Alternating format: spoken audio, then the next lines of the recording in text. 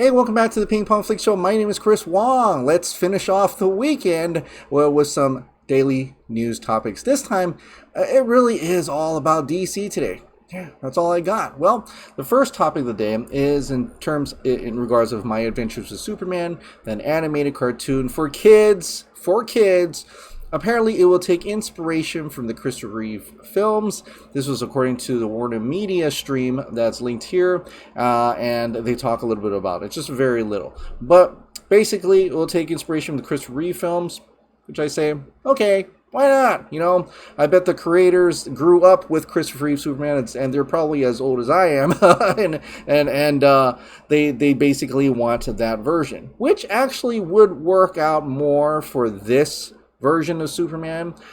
Seeing Clark as a clumsy news reporter and things like that would actually be more a comedic sense and would actually match a kid's show more than, say, the other Superman movies, right? So I guess that would work out for them, and they're going to continuously go down into that well of Christopher Reeve, Donner-esque nostalgia, but that's okay. For at least for this, as a children's cartoon for kids, that type of dynamic would actually kind of work. I'd say.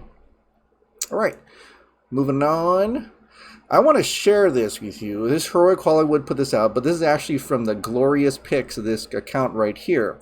A fan making CGI fan films for free.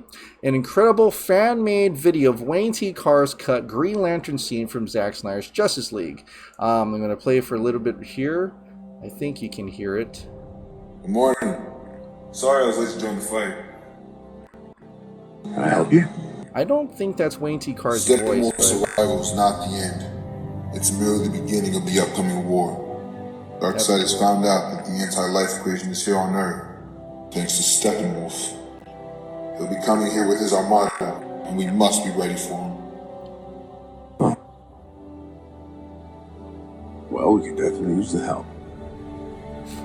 That's why I'm here. I read it before in the Book of Old. He once came here to Earth a long time ago.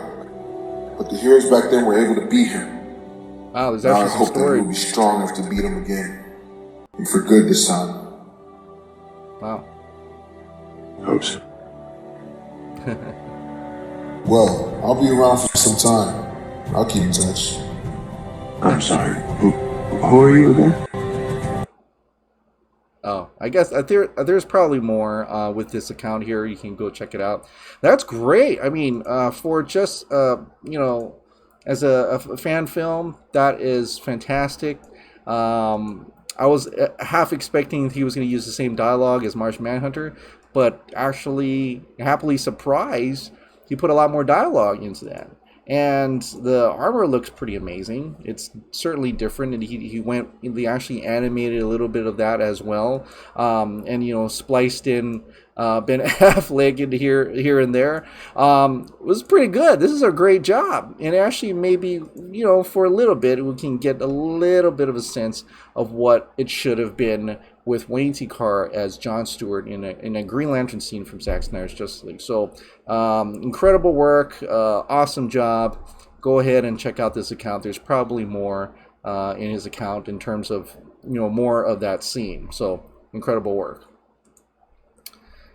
All right, so this is over the weekend where Zachary Levi took a picture with Aldous Hodge. As you know, Shazam, Fear of the Gods, and Black Adam are both shooting in Atlanta. In fact, some of the cast members have gotten together for parties and so on and so forth. So they got together, a nice pose, back-to-back pose there. And it makes you wonder, in a way, where David F. Sandberg says, oh no, I don't know anything about the Black Adam production. Good luck to them. And are you serious? Because you guys are in the same area. You're probably sharing the same catering crew. I don't know. But you're in the same area. You obviously have met each other. And for him to say that he hasn't met Dwayne Johnson, I think, yes, he probably doesn't have NDAs, but he doesn't have to tell us. So he may be on the side of, I'm not going to say anything. I can't say anything about Black Adam whatsoever. I can share whatever for this movie. But I really feel that just seeing pictures of the cast and crew together, they have to have met that at least went out to dinner or something. He says, "Hey, David, you're in town. I want to take you out to dinner. Let's talk shop." I don't know, whatever, because it's $7 production as well. So I'd say, yeah, I'm pretty sure there is some type of connectivity there. Other than what David F. Sandberg said, I'm sure there is some type of continuity between the Shazamverse and the Black Adam movies. So just my guess in that respect. But it'd be cool to see them Shazam team up with Hawkman, and maybe that's what they're trying to play at, trying to get to, because I think they're going to need all the help they can get in order to take down Black Adam. Or, in my mind, I think Black Adam's going to turn out to be a good guy one day just because it's Dwayne "The Rock" Johnson. All right, so we're getting a little bit more about Wonder Woman 3. Just a little bit more. This is coming from a Joe.ie, and they had an exclusive. They talked to Connie Nielsen about what's happening with Wonder Woman 3. And basically, she said this, I guess we're just waiting on Warner Brothers to finalize the date. There is a story that Patty Jenkins has written out. So there is this whole thing for Wonder Woman 3 and also for the Amazons. I believe there is even a standalone for the Amazons. So I guess we're just waiting to see where DC prioritizes their investment in the DC verse. And I think that is the best case scenario. That's the best way she can handle that question, because she doesn't know. Other than what has been talked about before, there was supposed to be a Amazon series on HBO Max. Not sure what went with that.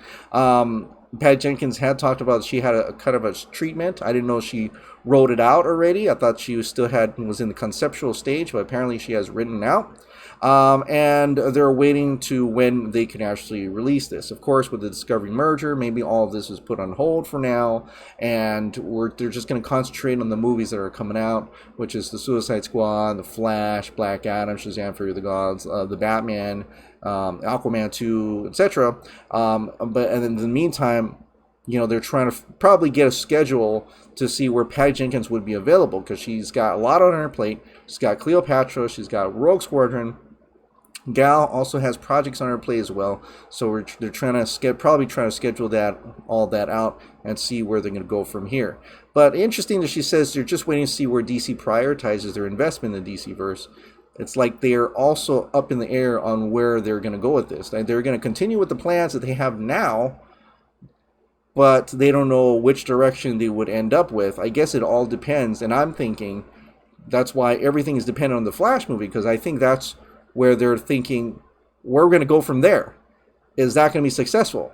If that's not successful, we're going to have to think about something else. If that is successful, and they're able to spin off these other movies from that movie, then they have something there. So I think that's where it's a wait and see. Of course, 2022 is going to be probably the year where they figure things out, I would believe. So that was from Connie Nielsen in regards to Wonder Woman 3. All right, so we're talking about the Suicide Squad, which is coming out in August, and I don't see much hype about it, but certainly some people were talking about it today from what I've seen on the timeline. The Suicide Squad, they had all these character backstories, and I talked about Bloodsport, and there's going to be a little bit more about Bloodsport today. Talked about Rick Flag, how Rick Flag's summary had his backstory from David Ayer's Suicide Squad, where he meets June Moon and all that, had a romantic relationship with June Moon. So that was canonized in a way. So there's a continuity there in that respect. Will it be reflected in the movie? I don't know. But in terms of this character, which I'm actually pretty excited about, even though they don't highlight her that often, and it is certainly something that we should probably consider as hopefully it not being just a joke and just a throw-in, and actually evolving to something bigger later on. Mongul. So her backstory is as says right here, daughter of the ruler of the war world, Mongul the Elder. Mongul is a malevolent, muscular alien with orange skin who doesn't play well with others, Harley Quinn and Javelin in particular. Now for me, my interest in her is that it connects to Superman, right? The daughter of the ruler of Warworld, Mongul. Mongul is the one that I'm really interested in. Right here, Superman versus Mongul. he goes to War World. It's like Planet Hulk, and he's fighting in competitions and stuff like that. And that was a story altogether. In fact, I think I even talked about at one point that would have been a cool movie where Henry Cavill Superman ends up in War World for whatever reason. Like, expand on that. And for James Gunn to kind of just throw that in there, I don't know if they had plans ever to tie this into something bigger, like a War World story with Superman or not. I don't know. But I would want to say that I hope they do, because that would make it much more interesting to have it become something bigger. You're already dealing with Starro. You got Mongul now, and we don't know what's going to happen in this movie. It may suck, for all we know. This movie may suck and fail and everything, and they won't go through with anything of the stories or the characters from here on out. But if they do, there absolutely is a way to branch that off and just to get us another Superman movie. And War World, and make it go galactic, right? We always handle around Earth. Even Marvel is trying to get, farther out into space. They're going to the cosmos with Guardians and the new Thor and all that. They're trying to get into other worlds right now. I believe DC should do exactly the same thing. Now, I believe that Green Lantern Corps was supposed to be that movie that takes them into the space. But hey, if this is another way to just kind of open up space, DC space and the cosmos, then do it. I mean, that would be fantastic. And as we're talking about Superman a little bit more, James Gunn said Happy Superman Day, and he had all his Superman stuff. Someone asked, will Superman have anything to do with your movie? And James Gunn says, yes, Bloodsport is in prison for taking him down with a kryptonite bullet. If you believe these covers, he may not be the bad guy in that situation. So basically, that's something we talked about before, where Bloodsport, his backstory was that Superman, he tried to take down Superman, and so that's why he ended up in prison. So someone asked, so he killed Superman or just tried to? And James Gunn says, no, he put him in the ICU, but he failed to kill him. So I'm like, oh, will that actually be in the thing, or is that something that Amanda Waller just says real quickly?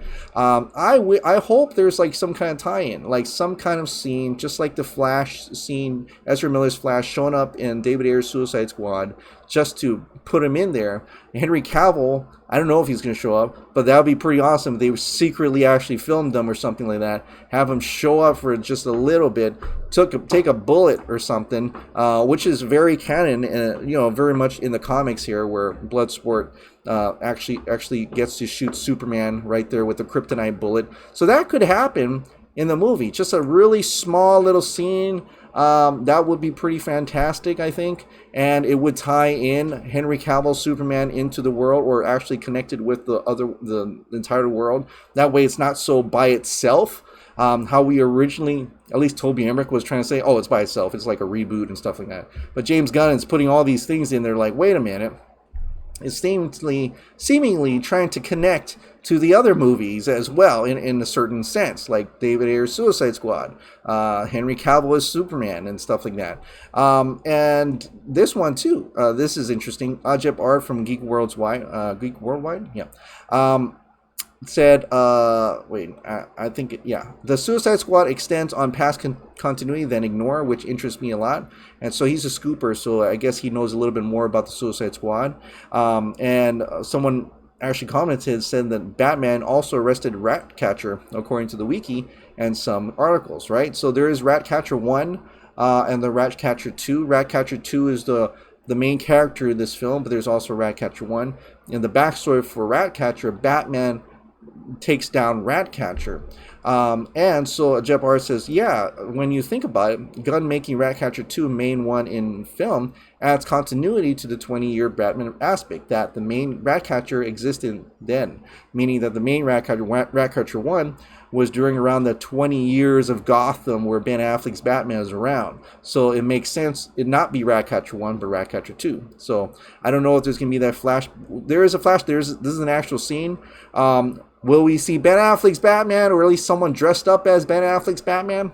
I don't know. That'd be pretty cool. Another way to tie it in. Just like David Ayer's Suicide Squad had Flash, right? Ezra Miller's Flash. They could include Ben Affleck's Batman. for watching. Like I said, if you absolutely love this daily dose of entertainment news and content, please click the like button, hit the subscribe button, ring that notification bell, keep this hot dog light on, and I'll see you next time. Bye.